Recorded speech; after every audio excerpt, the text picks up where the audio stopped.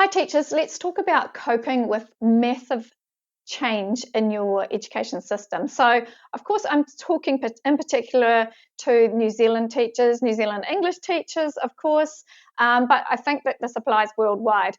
Now a lot of the times change is chaotic, it seems nonsensical sometimes, and it is done really badly. However, put that aside. Be careful with how you talk about things. Be careful with, we know the dangers of social media and creating that panic. Be careful about what you see on social media. Be careful about the people that you talk to. Be careful about adopting that mob mentality, that mob panic, because the more you sort of talk about it, the more you and the more you listen to things, the more you think, oh my God, do I not know this? Do I not know that? And this sounds huge. Everyone's panicking, so it must be bad. Oh my God. And then you go and talk to the next person and pass that on.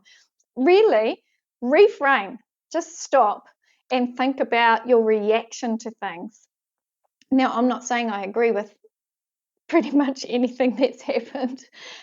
However, it is what it is. God, don't you hate that saying? However, we have to deal with this. So I think it's keep calm. Remember, the event plus your reaction to it determines the outcome. So think about how you're reacting. And really, this is all the reaction you need. You know your stuff. You know how to teach a novel. You know how to teach a poem.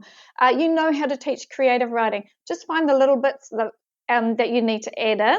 And I call it adding the garnish. So find those keywords in your new curriculum document and go, okay. Context, intertextuality, literary tradition, tropes. That's pretty much it. But more peer and self-reviewing on the writing. I think you're sorted.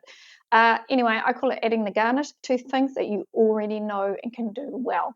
If you can't do those well, like teach novel, that's a whole nother conversation, right? However, do not perpetuate any mob panic. Avoid overthinking. Keep things simple. You know your stuff. You know what you're tuning out. You know, the students you're tuning out and the knowledge that they will have to see them through and become great thinkers and questioners and all of those juicy things. So just